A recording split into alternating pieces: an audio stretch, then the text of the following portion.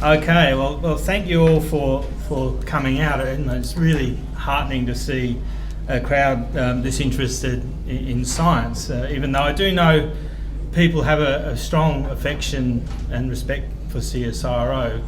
There's always a little bit of fear there, and people don't really understand it as much. So I'm going to try and explain a few points and amplify on what Yalchin says, and perhaps differentiate a little bit between public goods that science might provide and what that is, and also public science in a more particular way, which is relevant for CSIRO, for many other agencies, and more particularly for people, I think, because we actually do things for the public. So, public goods or things that are produced by sciences funded by the public, aren't actually all that public, because many of them are behind paywalls. You don't actually get access to all of the papers or exposure to all the people who do try and do outreach, but it's really not that public. And the numbers also tell a bit of a lie too. I mean, CSIRO is actually down to about 5,000 people now.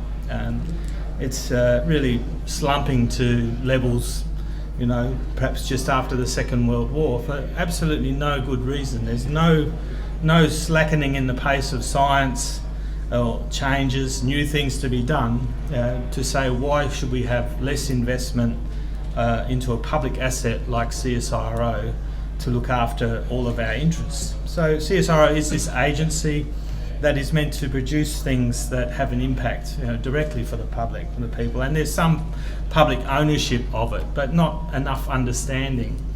And you need to differentiate a bit and look at the figures, and you'll see, so 5,000 CSIRO, there might be another 5,000 other kinds of agencies. So you're talking there about ANSTO, for example, a nuclear science organisation, DSTO, the defence science, there's ARPANSA for regulating radionucleotides and other things, a whole lot of regulatory agencies, a lot of state-based agencies, whether it's agriculture or even taxonomy, I think, and Friends of Peters. The Botanical Gardens just wiped out a group of scientists to replace them with marketing people.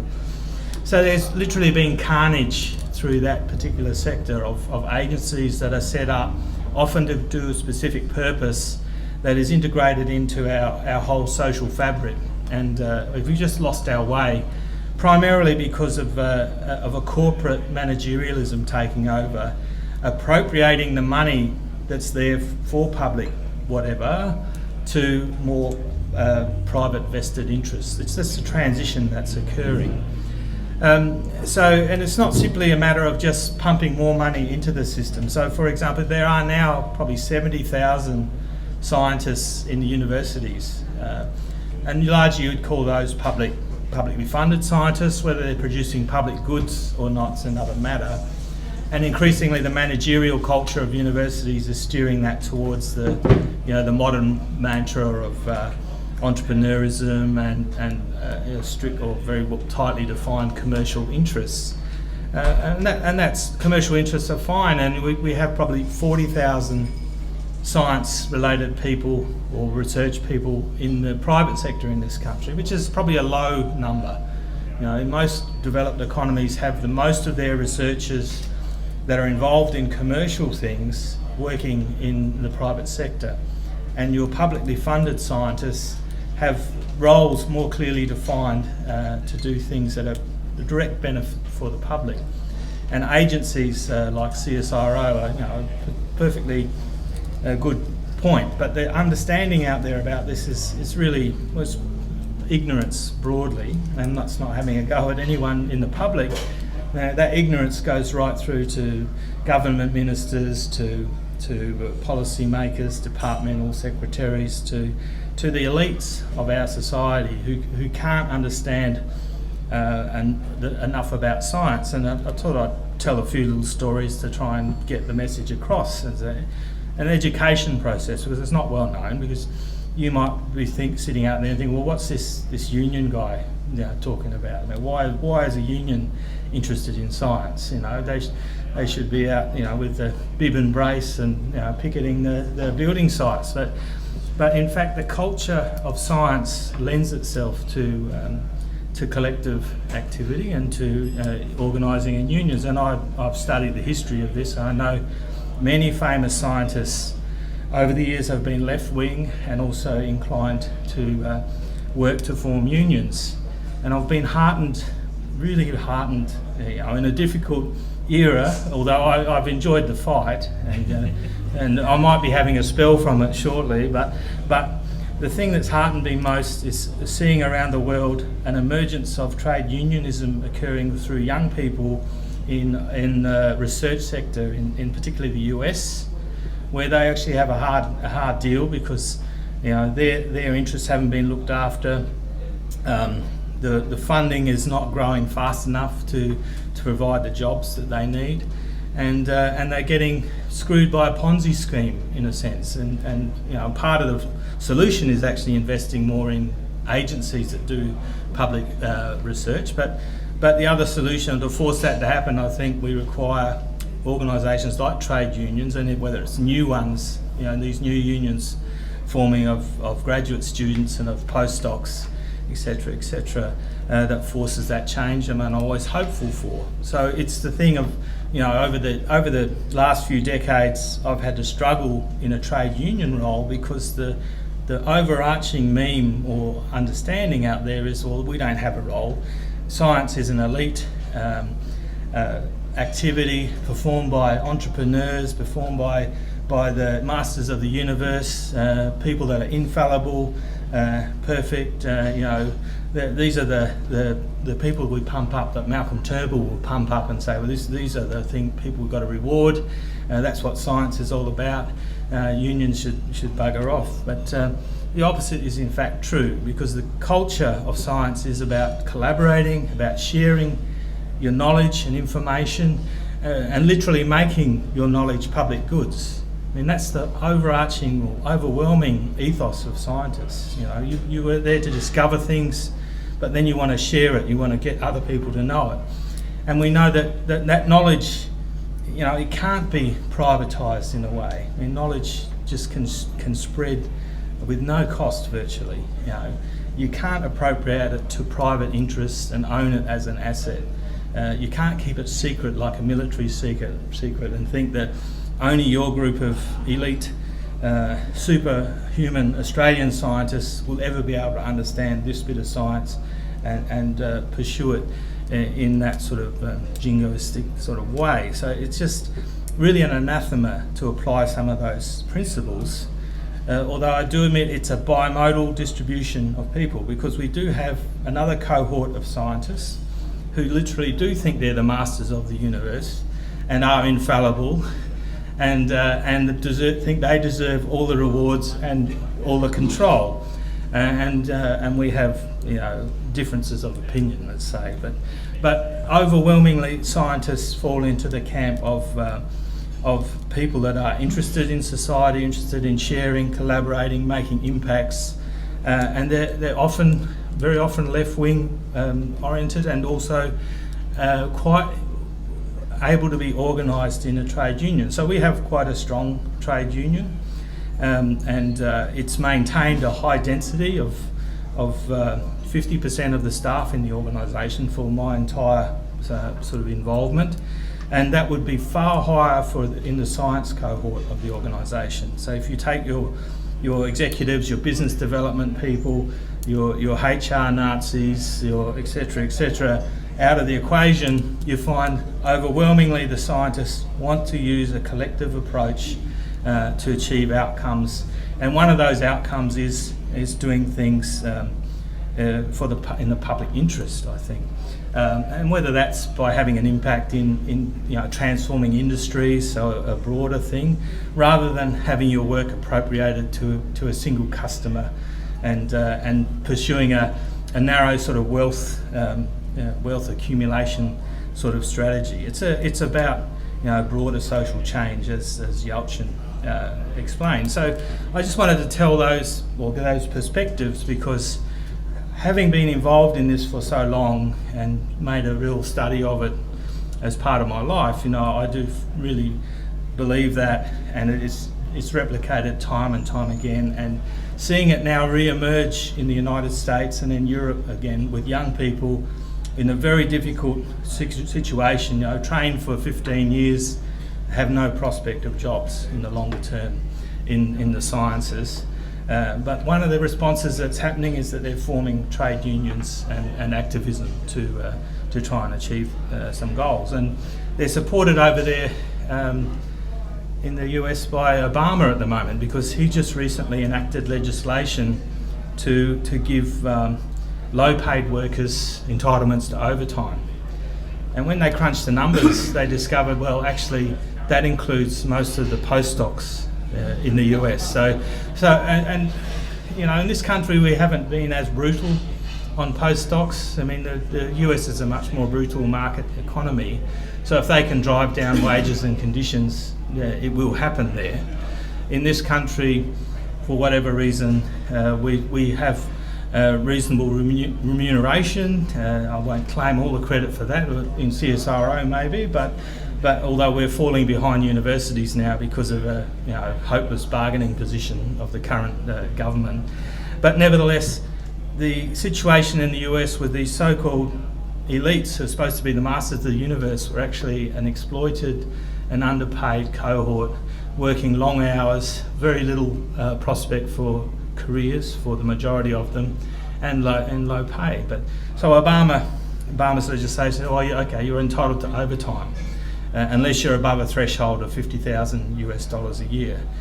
So all of a sudden there's been this rush to ramp up the pay to get over the threshold, because none of the institutions there can afford to bring in an administrative system to look after that overtime accounting, and it would blow out the budgets anyway. So it's blowing out their budgets a little bit and changing the culture.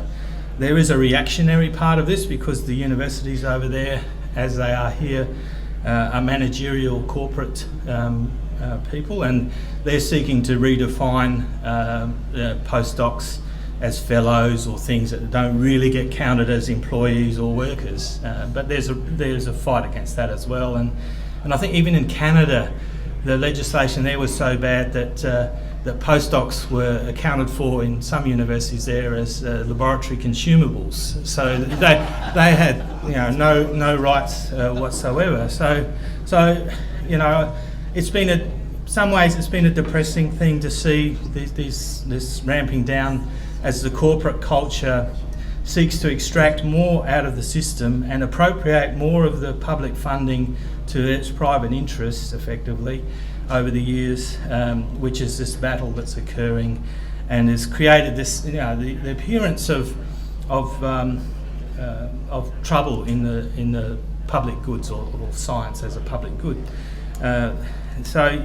And my argument, though, just to be a bit more nuanced than Yelchin, is it's not simply a matter of giving more money to the system, because I believe the corporate managerial culture in many of our organisations isn't right, isn't good, and so giving them more money rewards them and doesn't actually solve the problems for people at the bottom, and that's what's happened in the US, because when the Congress people heard about these things, and there've been a number of hearings over there, the congressmen there were ignorant of the reality of life for early career scientists in the US. So there was appalling cases after appalling cases. There was the University of California employing anti-union law firms to try and bust it and stop them forming a postdoctoral trade union. They did form one with the help of the United Auto Workers, which I always found was nice.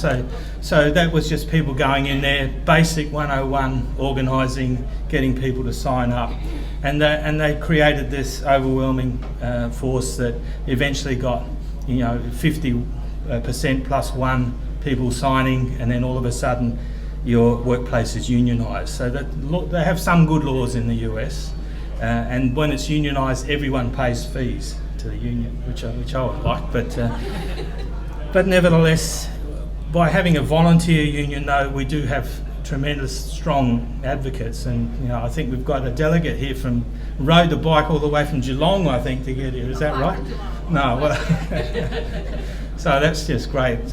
But you know, our delegates, our structure, our scientists are just fantastic, and I've been supported so well over the years that both, you know, encourages me and keeps me going, but it also has enabled me to learn, I think, what are some fundamental truths in this, which is in conflict with the managerial culture that's out there now, and that was really brought to such an extravagant head this year in the events that happened in CSIRO, in particular in my workplace, which is one of the hotbeds of the climate science area in Aspendale, where I've worked for many years. And the corporate model was to destroy that place this year for a number of reasons, and I'll give you a bit of a background to that. I mean, it's never been popular with the conservative side of politics, and you can see that extravagantly so now in the number of people. You take Malcolm Roberts, for example, in One Nation. So he's there having a go constantly at CSIRO and the Bureau of Meteorology, and last week in Senate estimates he tried to tear the chief scientist to shreds. And he runs this, you know, really ignorant line that says, well, okay, that's your hypothesis, global warming, you know, prove it to me. And he says that's the scientific method.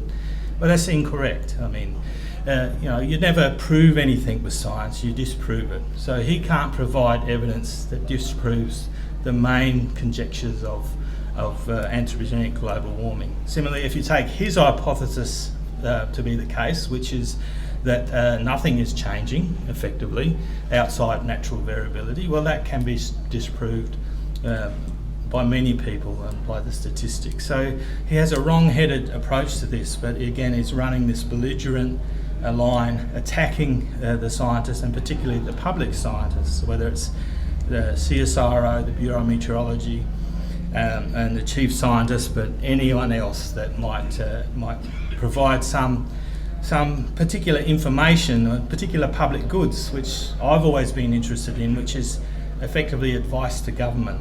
Okay, so that's an important public good that acts in all of your interests when we try and do science that, you know, to establish the basic facts about things like fugitive coal seam gas emissions, you know. So that's largely unknown now. Industry says it's negligible. The suspicions are that it's significant. If it is significant, then there's no real benefit in using gas over coal, for example, whereas the current selling point is that gas will give you a benefit in the short term by phasing out more coal. Now, we simply can't give the full answer to that yet until you understand enough about the fugitive emissions. So that's an important public good that my colleagues at Aspendale have been working on, and there's a lot of interest there, and they have a dilemma now because private companies are coming to them to offer money to do research like Origin Energy, and they're really worried about it, but the scientists are worried about it, you know, in terms of, well, how can we do this with integrity and so that the public will believe it. So we'll provide information that allows public policy to be developed that either regulates that industry or creates something that, you know, is a benefit to the overall society rather than purely helping an industry be more profitable at the expense of other things. So that sort of science I call a fundamental public good, and it's important work like that that we've done over many years and are attacked for relentlessly. Now, John Howard even went as far to publicly state at a lecture in London at the Global Warming Policy Foundation, which is a climate skeptic agency run by Nigel Lawson. He spoke there and he attributed the loss of his election to public good scientists in 2007. Now, I heard that meeting was probably 2 or 3 years ago. We had information from the previous CEO, who I had a good relationship with, that directly from the minister at the time, when there was a change of government to the Abbott government, the minister was Ian Macfarlane, and he informed the CEO, who told us that the Abbott cabinet believed that same worldview that CSIRO scientists had brought down John Howard around climate change issue. So, well, we normally claim that in the CPSU, we claim that on the basis of work choices. So I've got it covered by both angles. So you know, feather in our cap, perhaps. But the consequences of that has been this antipathy towards CSIRO and brought to a head this year. Now, the previous CEO, I think, partly protected the climate science. We still had big job cuts in 2014 from the first big cuts in the Abbott government budget. But that was an annihilation of many other areas as well. But we kept core capacity going at Aspendale, in particular, iconic laboratories like the Cape Grim Air Analysis Laboratory. And that, if you followed the events of this year, that even was on the front page of the New York Times twice.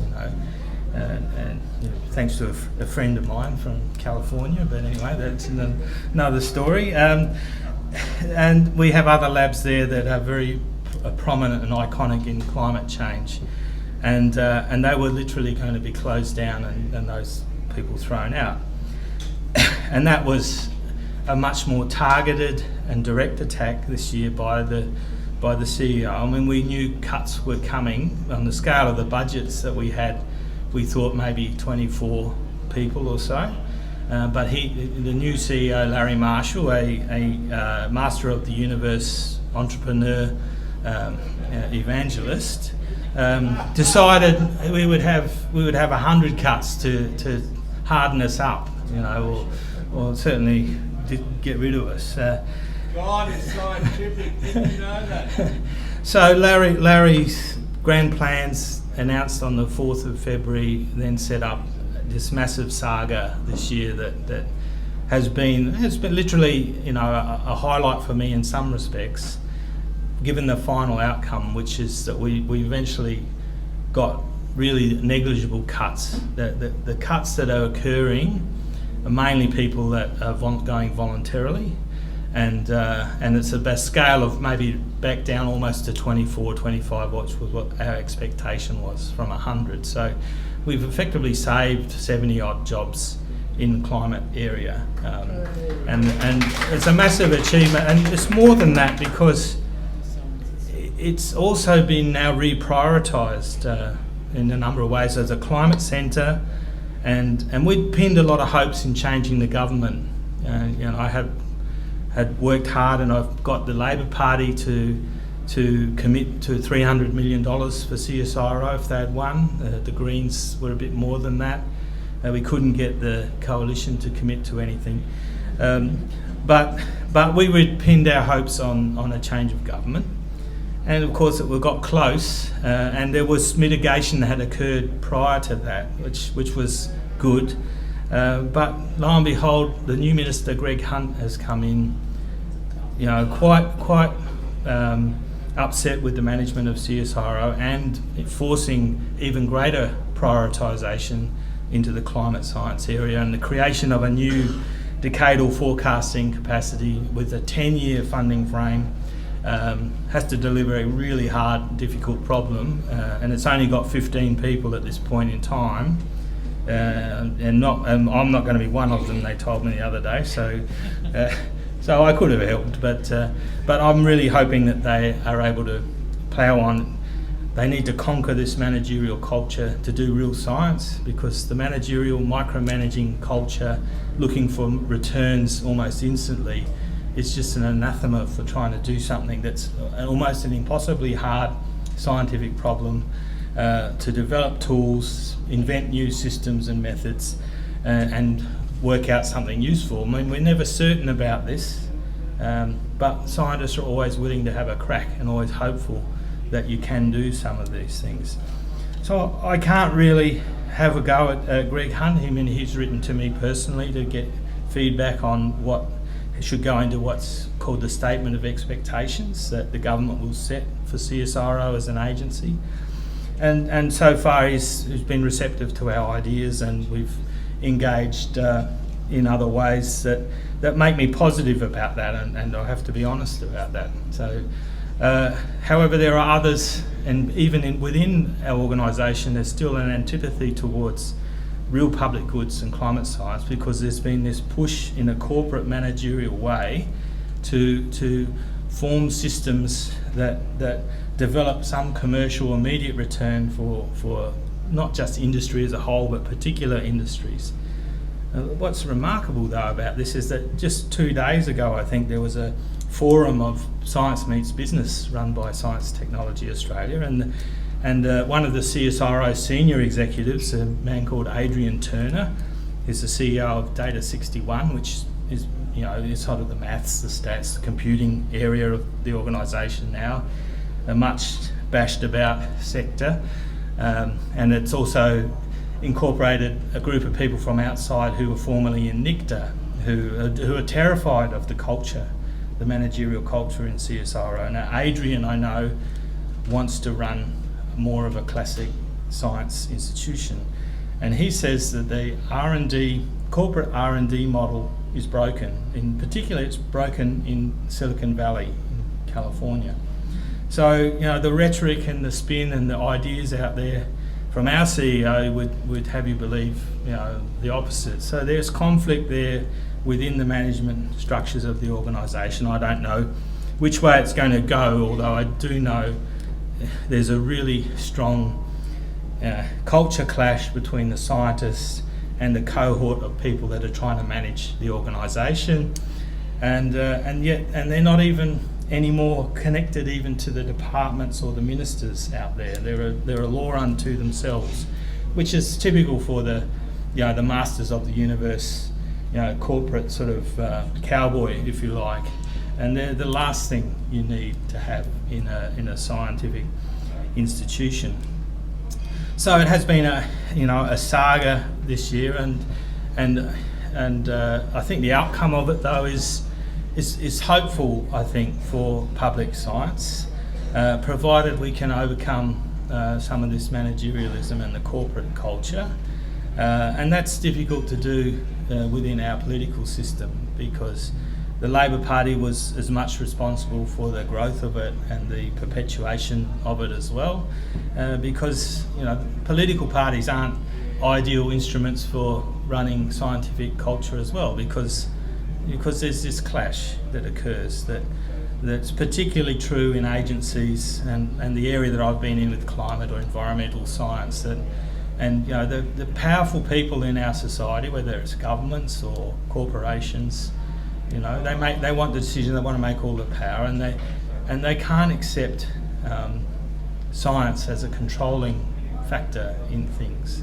Now, when I say we're doing this as a unionist in science, I'm not seeking to take over the organisation and run it, and nor do I advocate that scientists would be the best people to run our society. I'd be terrified, in fact, if that were the case. You know, I think our political systems, our managers, our other human elements in society do vital things, and we try and run a complex thing like a society in a difficult way. But at the end of the day, facts and knowledge, though, are critical to this, and you have to use them properly in the governance systems that we have.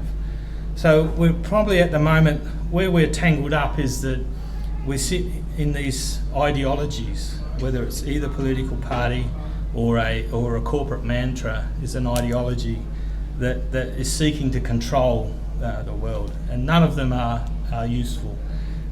The only way to use science is in a pragmatic way for actual governance. So you're really making decisions based on science that is produced as a public good, with the interests of the public in mind.